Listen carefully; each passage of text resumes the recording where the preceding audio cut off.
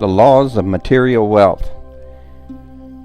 These laws are really the universal laws that underwrite every law in existence, all physical laws, and laws that we've come to accept or that control our lives.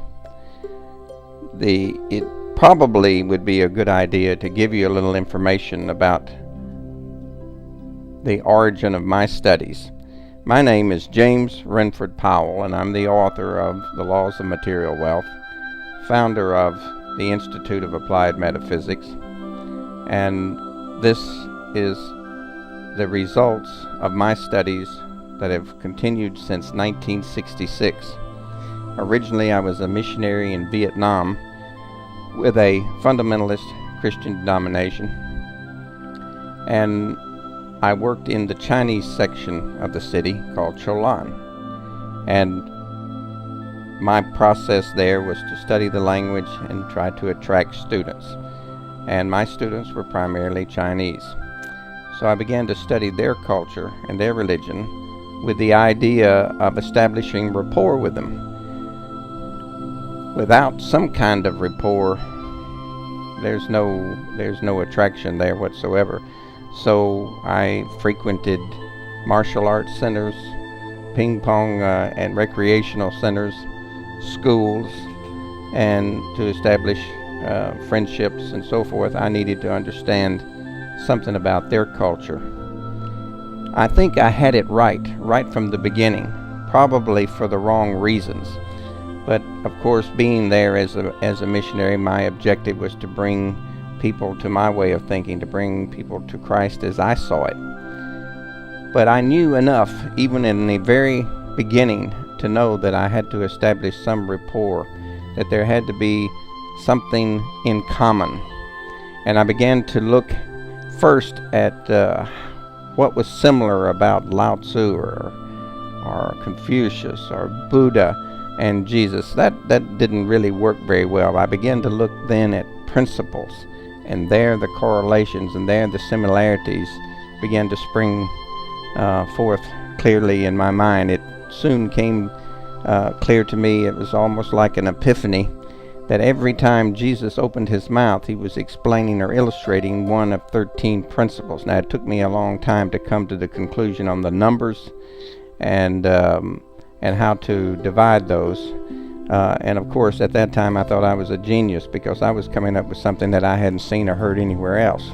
Of course, many years later, I read Perennial Philosophy by Aldous Huxley and The Master Key by Charles Haanel, and there were many other writers that had come to the same conclusions. But at that time, as you run down the road on your own, you think you're the only one that has figured this out. The questions answered by this book are coming from that study that began then. Not only did Jesus speak of these principles in every parable, in every story, in every saying, so did Lao Tzu, so were the Vedic writers, so was Buddha. All were telling stories that explained or illustrated these principles. Those who built those organizations came later, but the original teachers, the ones who taught these pristine principles, were teaching them in a way that people could understand.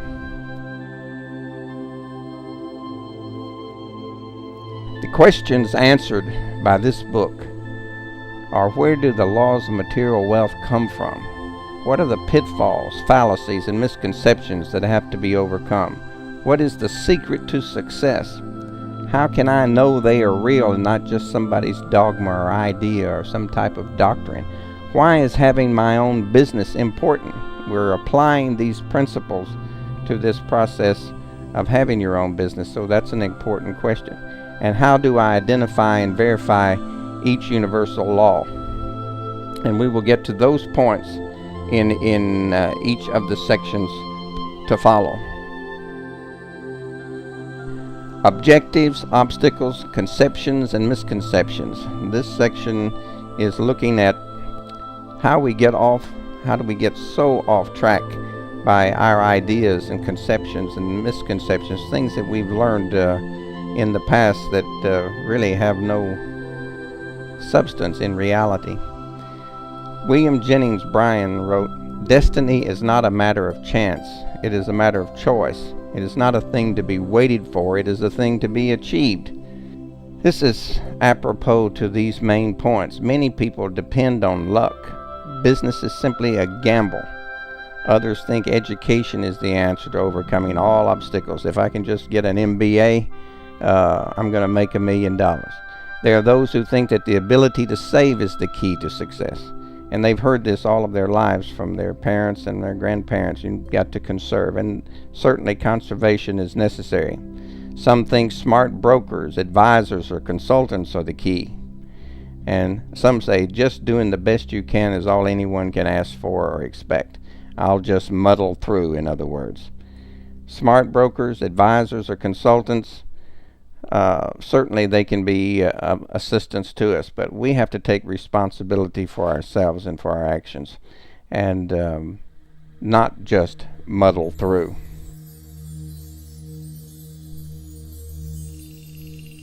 Financial independence. How do you get there? Charles Honnell wrote, "All possession is the result of the accumulative attitude state of mind, or the money consciousness. This is the magic wand which will enable you to receive the idea, and it will formulate plans for you to execute, and you will find as much pleasure in the execution as in the satisfaction of attainment and achievement." I put it this way: you must know where you are, who you are, and what you have to work with. This is a stage that comes before most books that you find out there. You can take every book every book that's been written on the subject of success, whether it's in real estate, in the stock market, in sales, personal achievement, or whatever, and you'll find that it comes down, if you, in other words, bring it down to the lowest common denominator, or reduce it to the basic idea that's being put forward. And what they're really saying is that you must know what you want. Number 2, you must have a plan to get what you want. And number 3, you must have the desire to see that plan through. It's my conjecture in this book that you must first know where you are, who you are, and what you have to work with. Their point, you must know what financial independence means to you, needs to be a little bit further defined by saying you must know exactly what you want. You must develop, and you need to know exactly when you want it. All right? You must develop a plan to achieve this specific objective within the time frame you've established. And number 4, you must have the desire and capability to see the plan through. Now, a lot of people would think that the most difficult thing is to develop a plan that would help you get where you want to go financially.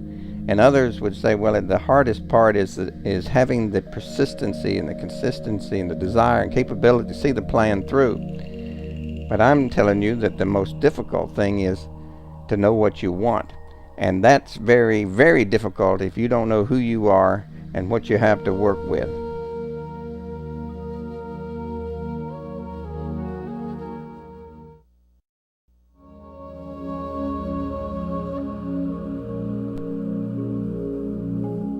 Universal laws versus natural laws. Now, there's really no versus here. There's not a matter of them fighting, because even the natural laws are based upon the universal laws. Your laws of nature are based upon the universal laws. But I'm going to give you a couple of quotes here from Spinoza, who said, "There is no need that we should understand the series of individual mutable things, for their essence is only to be found in fixed eternal things, and from the laws inscribed in those things as their true codes, according to which all individual things are made and arranged. Nay, these individual and mutable things depend so intimately and essentially on these fixed ones that without them they can neither exist nor be conceived." He goes on to say, God and the universal laws of structure and operation are one in the same reality.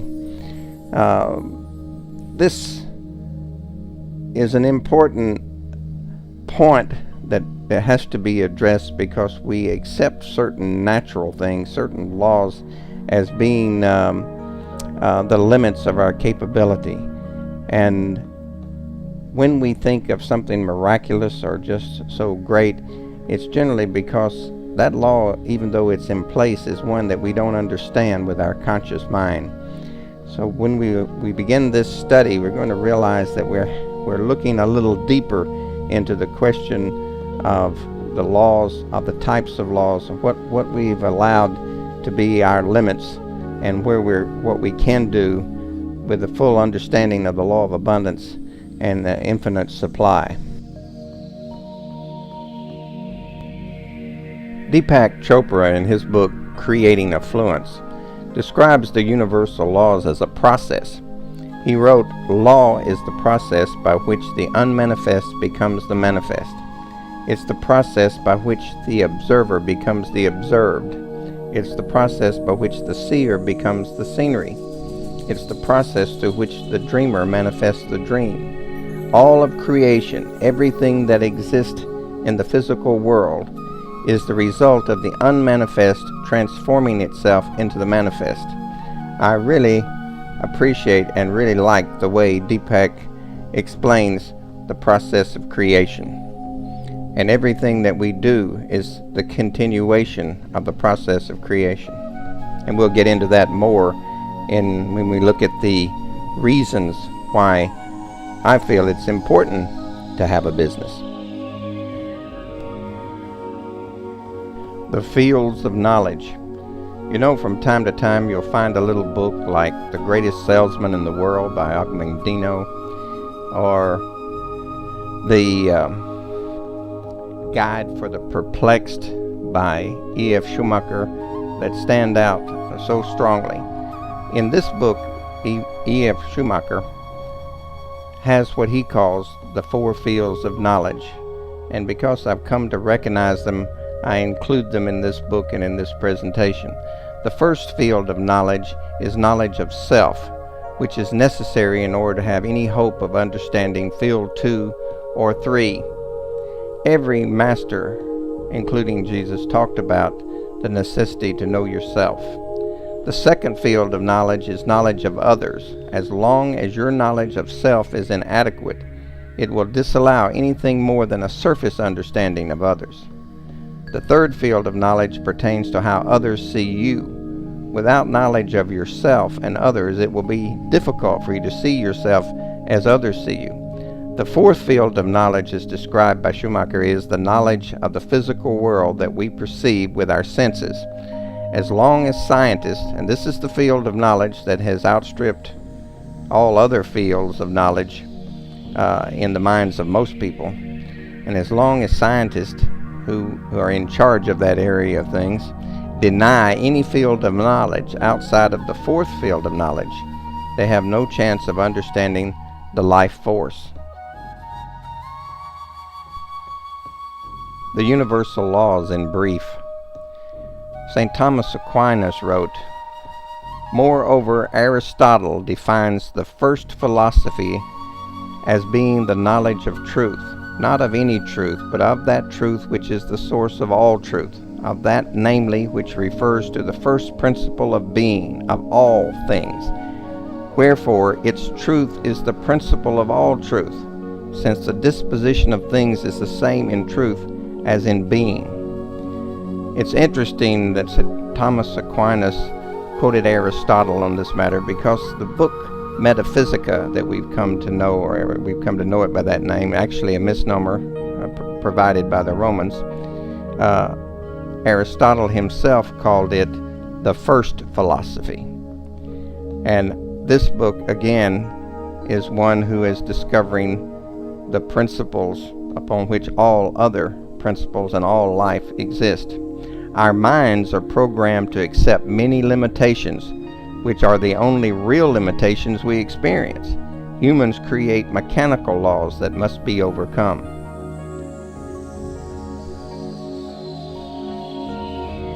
The universal law of being. I'm going to begin now to go through each one of the 13 principles in a brief explanation so that you can in your own research and your own studies identify and verify these laws for yourself. I ask no one to believe me. I am looking for no ditto heads. This is not a question of accepting Renford on faith. This is a matter for you to identify and verify for yourself. Russell noted, the world of universals may also be described as the world of being. The world of being is unchangeable, rigid, exact, delightful to the mathematician, the logician, the builder of metaphysical systems, and all who love perfection more than life. You are unique. No one is exactly the same situation as you. Your capabilities, needs, thinking, and objectives are unique to you. You have a divine birthright. Each one of these universal laws have had whole books written about them. If you take this particular law, the law of being, Charles Fillmore wrote a book called The 12 Powers of Man, which deal with that innate gift that we have, the indwelling of God in man. He writes about that process, and he says that the reasons why we are to expand those laws is so that we can come into harmony with the universal laws, or the reason why we're to expand our capabilities, our personal capabilities, is so we can come into harmony with the laws of creation. Maharishi Mahesh Yogi wrote a book, The Science of Mind and the Art of Living. This was totally about the law of being. Each one of these laws or principles have had famous writers, famous proponents, and you can read about each one of them if you've got the time to do so. The universal law of being.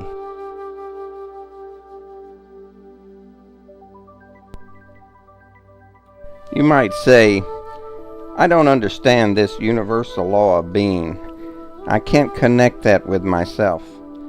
Well, maybe if you realized that all of these universal principles you have heard from the time you were a little child, but we just don't equate them with or associate them with a universal principle.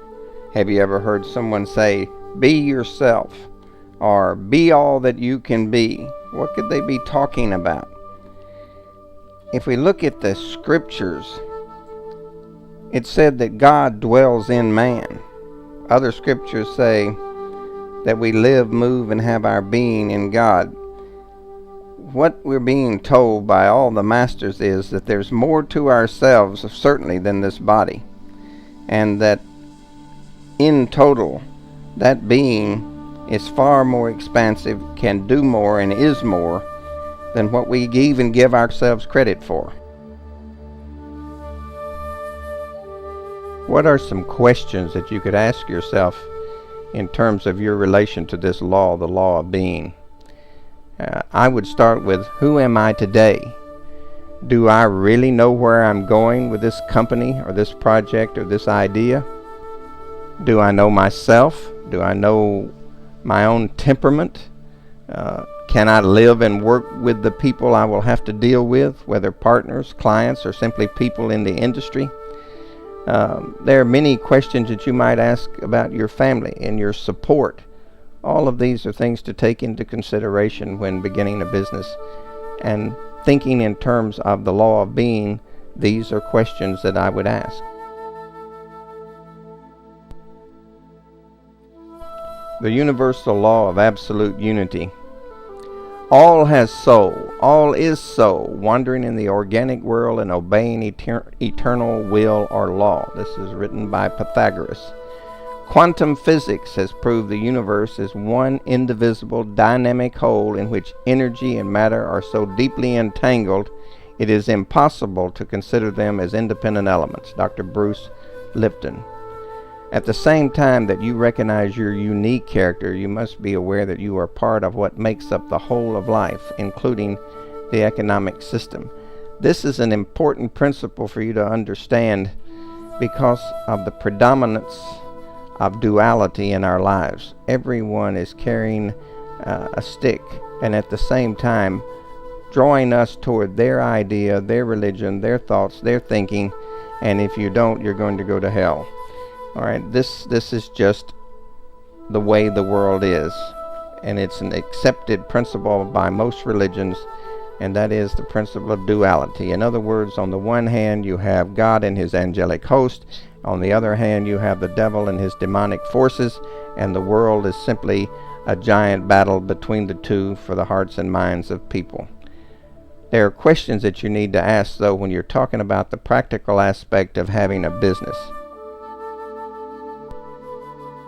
The law of absolute unity is really a very clear expression of the unity of all and of the one power in the universe, as opposed to two warring forces.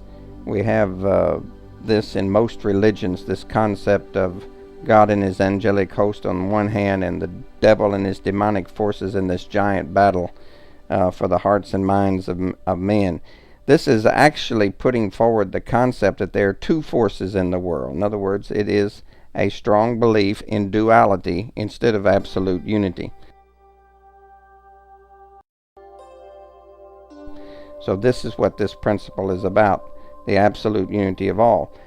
Well, that may be a little bit over your head, you say. This is just too much intellectual stuff. But think about the common cliche, or the common saying, a house divided against itself cannot stand. Or united we stand, divided we fall. We understand that principle. If you understand that there's no way for the existence of the world and for the development of your life and even the development of your business if you are divided. Some of the questions that we might ask about the law of absolute unity and our relationship to it, and this is certainly just some of them because there can be many. How does this project fit in with the laws and the economics of the world community? Does it fit with me? Is it in harmony with the universal principles? How will it affect, if at all, the economy, the industry, the world, and the world population? The universal law of proper perspective. I want to take the opportunity at this principle to remind you that the book itself, The Laws of Material Wealth, goes into a great deal of more detail about each one of the principles.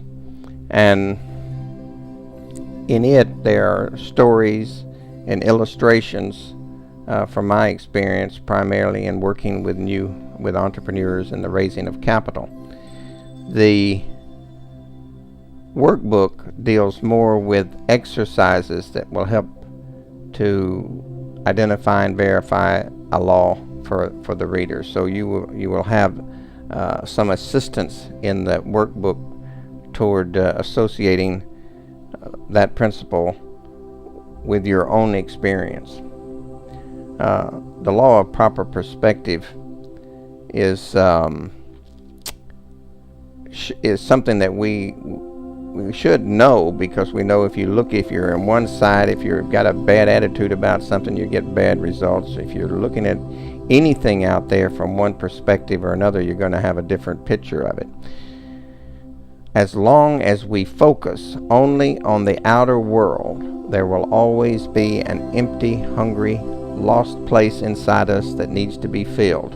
When we keep our focus on the universe inside, we can have everything external, money, success, and fulfilling relationships, as well as that incredible connection inside ourselves.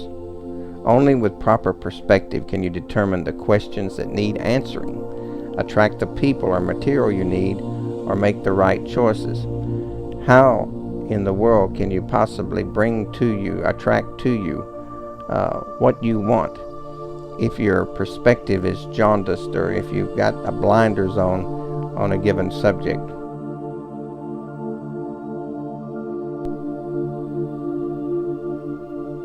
You might be saying to yourself, what do you mean by proper perspective? There's perspective and there's just perspective. Who's to say what is proper?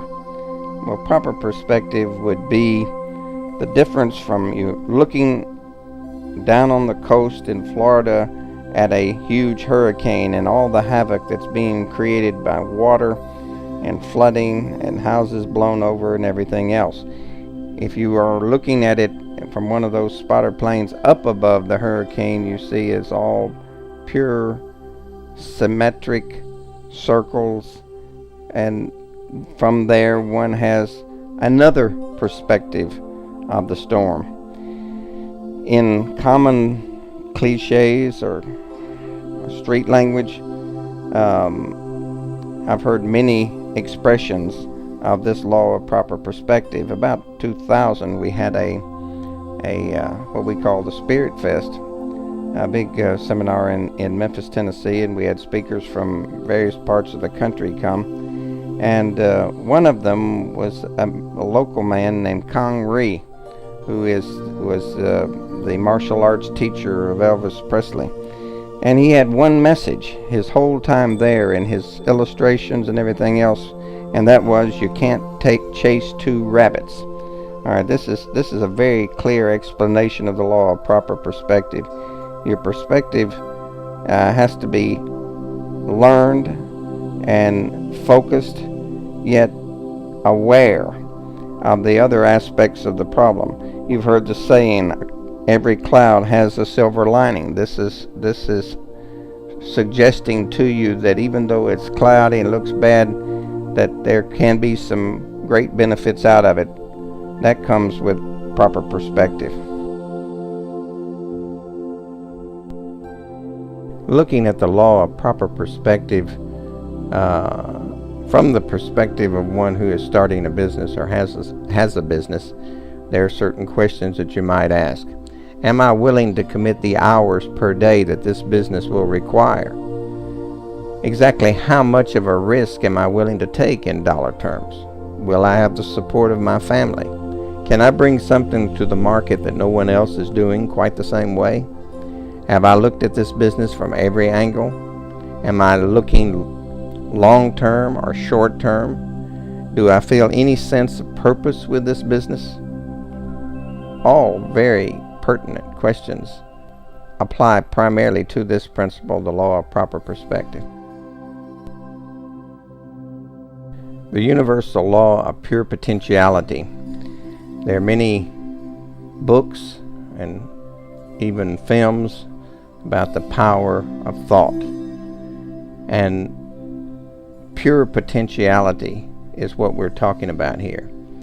Man is mind, and evermore he takes the tool of thought, and shaping what he wills, brings forth 1,000 joys, 1,000 ills. He thinks in secret, and it comes to pass. Environment is but his looking glass. James Allen. Charles Hannell said, a thought pre-existed matter. Thought is mind in motion, the most powerful force in our universe. What this law is really stating is that all things in existence first existed in thought, and without thought there can be no form. The creative force of thought is the imagination. Think about it. Look around the room you're in. Everything in that room first had to exist in somebody's mind before it could possibly take form as you now enjoy it. If this law of our universal law of pure potentiality seems a bit much, and you're trying to fathom what it means that I'm pure potentiality, look at some of the common sayings of which you're no doubt familiar with, like, where there's a will, there's a way. What can that mean? That means if you want to do it, you have the potentiality to do it. Or one of the scriptural sayings that many people quote, as a man thinketh. In other words, whatever you're thinking about, whatever you're putting your interest in, that's what you're going to create. I know you've heard the term mind over matter. What can that mean? It simply means that the mind has the power. If you give it full rein without fear and allow the law of believing and knowing to come into play as well, anything the mind of man can conceive and believe, it can achieve. In relation to the law of pure potentiality, here are a few questions that you might that I would lead in with, and then you can add to them. What is the potential of the business I am in, or that I am considering? Can I really make this thing happen? What is the potential return or loss? And this is not to be something chosen with regard to rose-colored glasses either. This is serious look at the numbers. What is the potential return or loss? Can I impart my vision to those whose help I will need? Will the public share this vision? I mean, after all, the public is your market. The universal law of believing and knowing. This has to be one of the most misunderstood principles that we see in the world. The churches, the religions have elevated faith above knowledge because then it's easier to control. What I'm saying is that faith and knowledge are simply two sides of the same coin, and that you cannot have one without the other. Mahatma Gandhi wrote, "Faith is a function of the heart. It must be enforced by reason. The two are not antagonistic as some think. The more intense one's faith is, the more it whets one's reason. When faith becomes blind, it dies." When you are able with undivided thought, full focus, will, and the knowledge that what you want is already created in thought, you manifest in the material realm. Anything that the mind of man can conceive and believe, it can achieve. This is a saying that I can't even tell you who the author is, because it's become so common. Anything that the mind of man can conceive and believe, it can achieve. Let me go a little bit further and say, you can have all the faith in the world, but if that faith is in what someone else has experienced, it's not much help to you. And you can have all the knowledge in the world, and if you don't have the faith to do anything with it, it's not much value to you. Let's look at some questions about the law of believing and knowing. I explained in the section with regard to this section regarding the law of believing and knowing that belief and knowledge are two sides of the same coin. You can't separate them, even though priests, churches have attempted to elevate belief or faith as being more valuable than knowledge. Yet the two are the same. Both are connected. You cannot really have one without the other. You've heard the terminology. Seeing is believing. You've heard what I said in the section under pure potentiality, that what the mind of man can conceive and believe, it can achieve. These are terms that we've heard. We hear on the street. Seeing is believing. Fear and faith cannot keep house together. This is other common sayings that illustrate this universal principle, and we've heard them all of our lives. Here are some questions you might ask yourself in relation to that law and your proposed business. Do I really know and believe what I have conceived? Do I really know it? Or is it just hope? Am I qualified to oversee such an endeavor? Have I done my homework? Do I know the market? Do I have the vision to see where this business can go as it evolves? All important questions under the law of believing and knowing. The universal law of abundance. There is an unvarying law of divine supply of temporal necessities, which, if obeyed and complied with, never fails to act. All that we need for our body and for our work is already waiting for our use to fulfill the conditions. The law always acts. It cannot fail. Henry T. Hamblin. Another interesting quote from Charles Haanel on this subject. Abundance is a natural law of the universe. The evidence of this law is conclusive. We see it on every hand. Everywhere nature is lavish, wasteful, extravagant. Nowhere is economy observed in any created thing. Profusion is manifested everywhere. This law states that the natural law or the natural order of the universe is abundance. Mind creates negative conditions just as readily as favorable ones. I would go even further to say that every thought creates, and it will either create constructively or destructively, depending upon whether the thought is fear-based or love-based.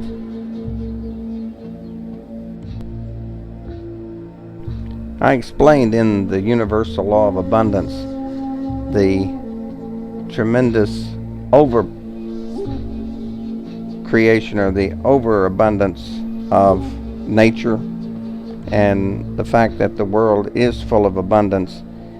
But one of the things that in business and in life in general that seems to pervade our lives is this fear of loss, fear of shortage, is this fear. Fear is really the devil. Any time that you have failed in anything, you will find that fear has been at the heart of it. We hear sayings, and we've heard them all of our lives, like the rich get richer and the poor get poorer, or you can't see the forest for the trees. In other words, all your focus is on one little tree, and you can't see that there's this tremendous abundance. The whole forest is there. Now, some of these sayings have been perverted, and so we have come to think of them in a different way than what the actual words are. But the law of abundance is totally dependent upon that law, pure potentiality we talked about, believing and knowing the connection between all of these together. If you see abundance, there is abundance. Some questions that you might ask yourself with regard to that law, this law of abundance, is, do I have a clear vision of what can be done with this business? If your vision is of abundance, you will see abundance. If your vision is of lack, of need, then most likely that's what you will experience. Are there possible spin-off products and services for this business? I mean, sometimes we have such a narrow view, almost myopic view of the business. We're looking at only one thing when there are many areas where we leave money on the table. Are there any real limits as to where this business can go? Do I have a world view? Can I make it work with the amount of money that will be required? All good questions with regard to the law of abundance. The universal law of attraction. Now, this law, we probably have more familiarity with it because we've heard it more throughout our lives. There have been movies made about it. The law of attraction is the main principle that's talked about in the film The Secret, which Bob Proctor narrates. But we'll look a little bit deeper at it. He who lives in the realization of his oneness with the infinite power becomes a magnet to attract to himself a continual supply of whatever thing he desires. The one who is truly wise and who uses the forces and powers with which he is endowed, to him the great universe always opens her treasure house. Ralph W. Treen. This principle confirms that the creative power of thought operates through attraction. Your thinking and attitude will determine what you attract, whether the pleasant experience of success or the agony of failure. The law of attraction is much deeper than what we tend to look at when we see someone who's wanting to date 3 women at the same time, or someone who's wanting to have $1 million home or drive a Corvette or a Lamborghini.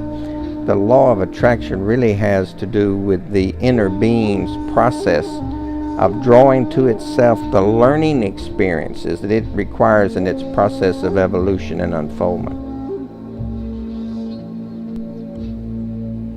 I've had a lot of people say, I don't understand this law of attraction. I've seen this movie about the law of attraction, and I visualize something that I want and it doesn't happen. Well, it's a little difficult if you don't recognize the existence of the other 12. When they all come together, you see that they all work together and are part of one law, and that's the law of creation. All of our lives we've heard cliches and street language that actually define the law of attraction. For instance, birds of a feather flock together. Now we think of that as being, it's a little negative, like he's a louse, so he's hanging around with other louse. But the statement, birds of a feather flock together, is just about as clear a statement of the law of attraction as you can have. There are other sayings like, cast your bread upon the waters. In other words, if you don't put it out there, you're not going to get anything back. It's like the woman who prayed to God every day, Lord, let me win the lottery. And every day she was intense in prayer, let me win the lottery. And finally one day a voice out of heaven says to her, buy a ticket. Simple and rudimentary questions that one might ask about this law of attraction is, can I attract the men and materials sufficient to execute the plan? First of all, we have to know what we want. We have to, first of all, even before that, know who we are, but then know what we want, design a plan to get what we want, and then thirdly, or the fourth step being the desire to follow the plan through. But can I attract enough investors to complete the funding?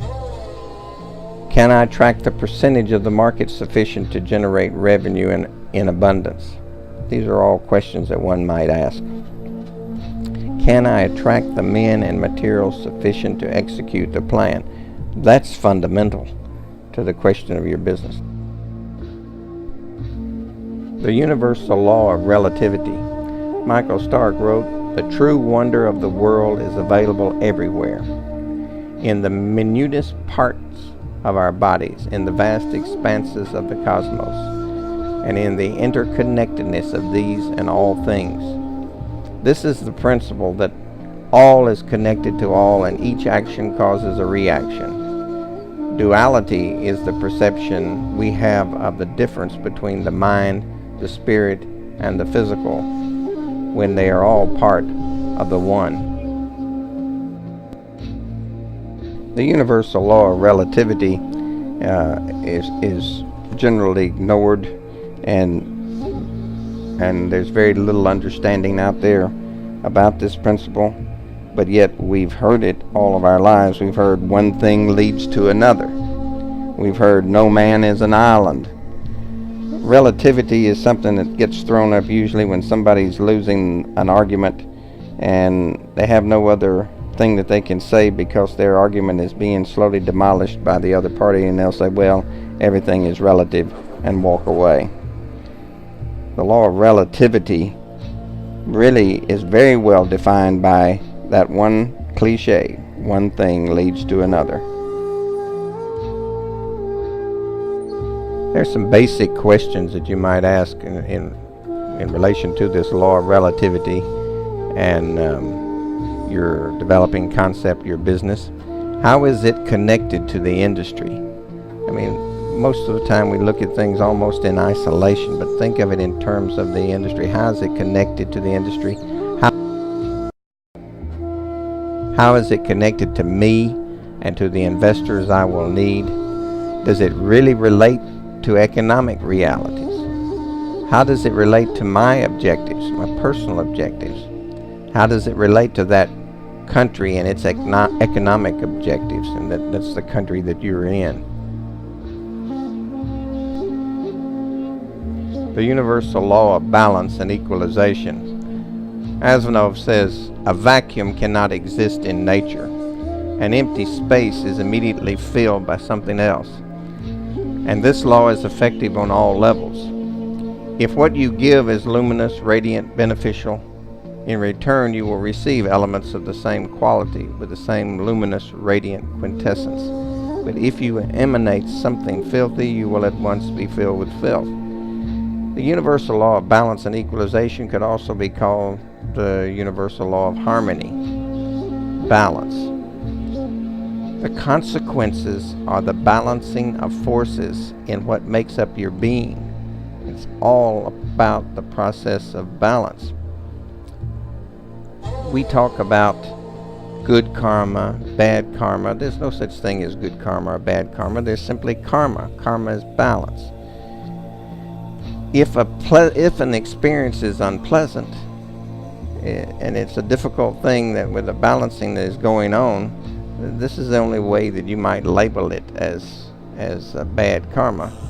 But it's simply this process of the balancing of forces in what makes up your being. Individual responsibility must be accepted for where you are at present. There's simply no one else to blame.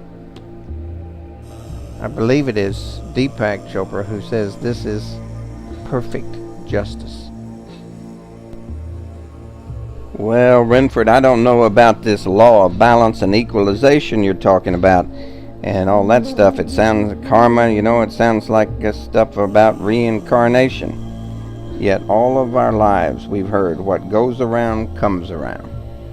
A cliche statement that clearly expresses this process of balance and equalization in our lives. You reap what you sow. We've heard that from the biblical expressions, the parables of Jesus.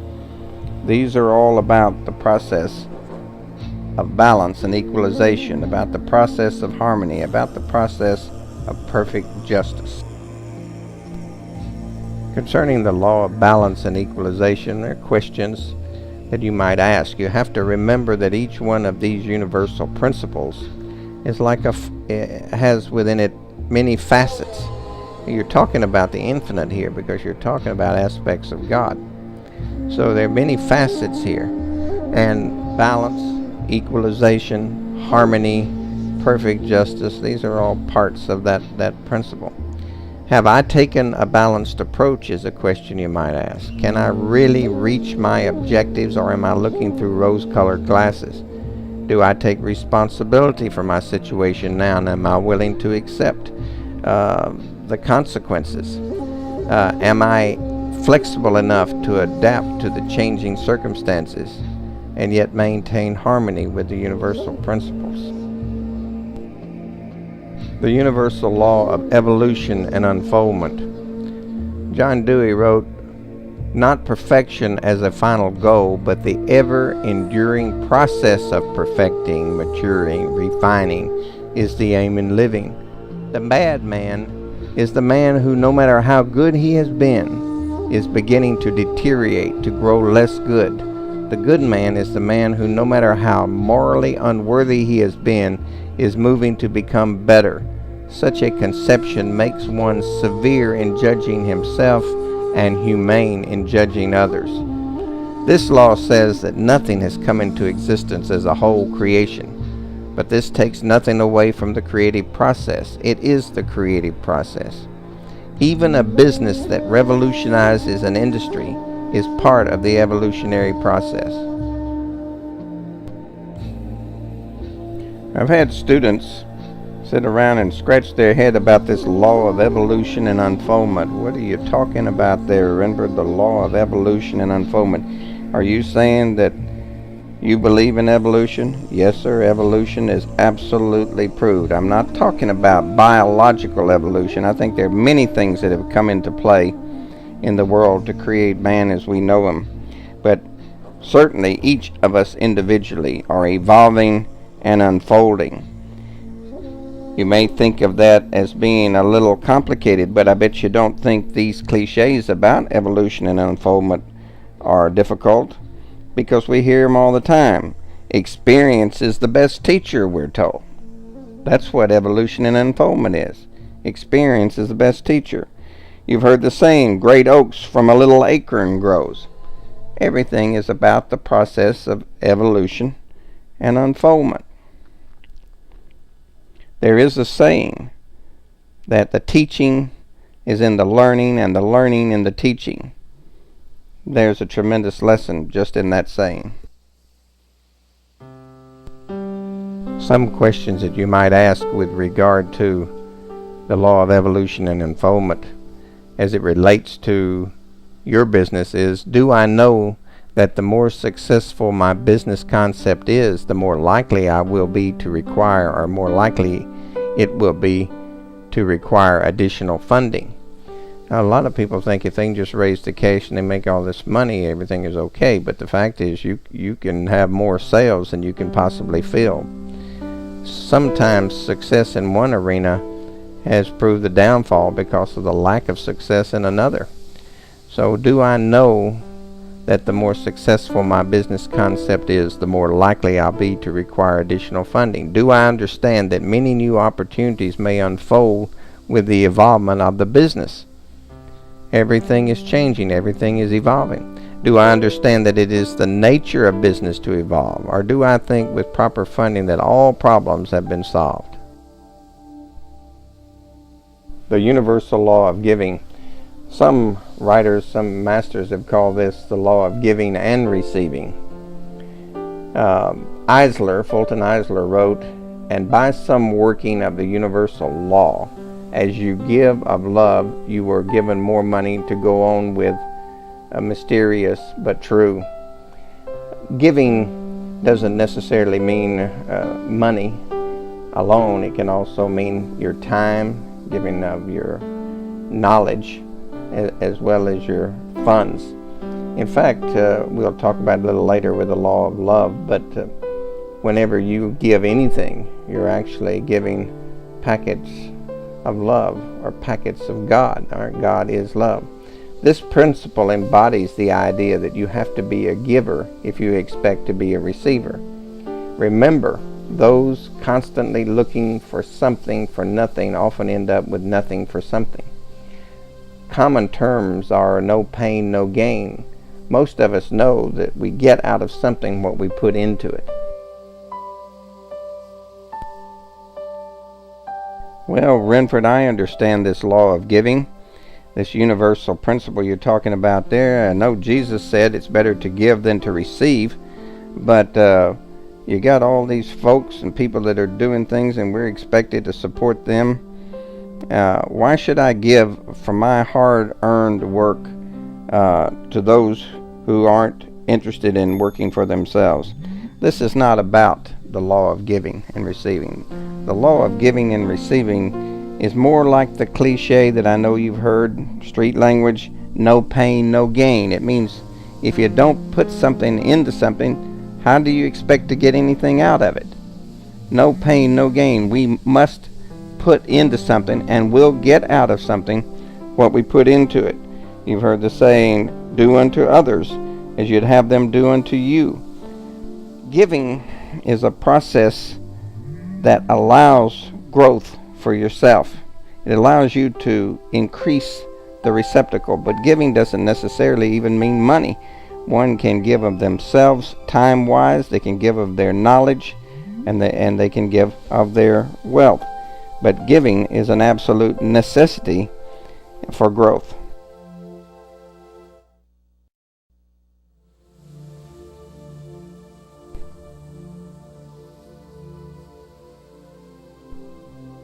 Some questions that one might ask related to the law of giving and receiving is, do I really have anything to bring to the table except an idea? All right, I have an idea about doing a business, but do I have anything else to go with it?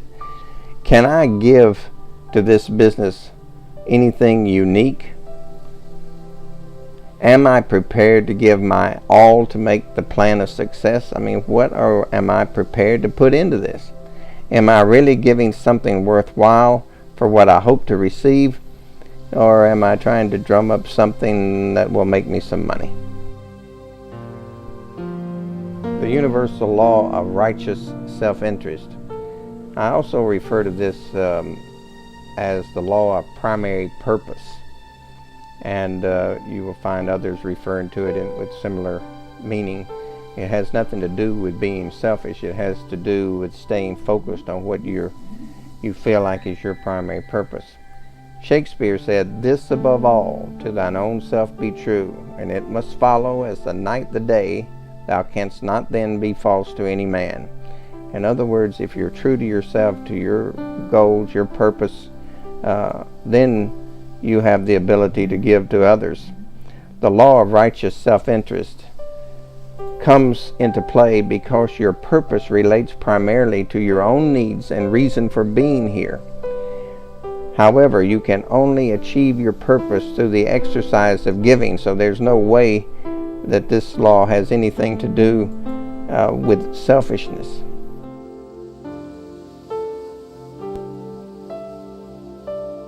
Well, Renford, this law, universal law of righteous self-interest, sounds like a very narrow and very self-oriented concept and philosophy. But the law of righteous self-interest really has to do with our primary purpose, and it has to do with not allowing someone else to come between us and our primary purpose. The great Sufi Rumi tells the story of a man who was sent by a king into a far country for one purpose. And in that time that the man is there, he builds hospitals, he does a lot of wonderful work, but he doesn't do what he was sent to do. Was his mission a failure? The answer is yes, because he was sent with a mission. And when we come into this life, we have a mission, we have a purpose. Besides the process of evolution and unfoldment, we most likely, each of us, has our own primary purpose. Do we understand something like from the writings of Shakespeare where he says, "To thine own self be true"? Because if you can't be true to yourself, how can you possibly be true to anyone else? Jesus said, "Don't throw your pearls before swine." What is he talking about?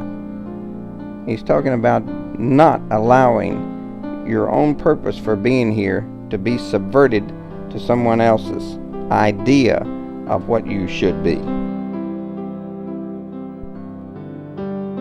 In all of your activities with your business, these questions and other questions that you formulate will help you to stay on track, keep your mind on the creative process. Some of the questions for this law of righteous self-interest or primary purpose might be, will it help me achieve my overall objectives? We're not looking here for short-term answers. Do I fully understand that I have to give of myself to receive any great reward? I mean, there is no way that you can expect something for nothing. As I've mentioned earlier, those who do usually end up with nothing for something. Do I fully understand that I must give of my assets, my time, to be able to receive any worthwhile return? The universal law of love. This is the universal principle that some refer to is the glue that holds all the principles together that make up the overall principle of creation. Charles Haanel says, "This is an eternal and fundamental principle inherent in all things, in every system of philosophy, in every religion, and in every science. There is no getting away from the law of love.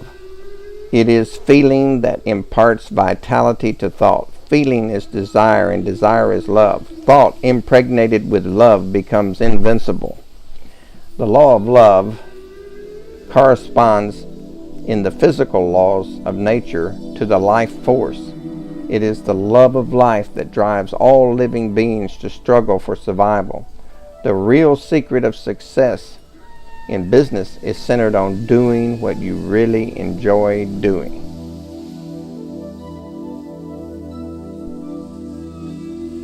Everyone talks about love. Songs, thousands of songs written about love making the world go round.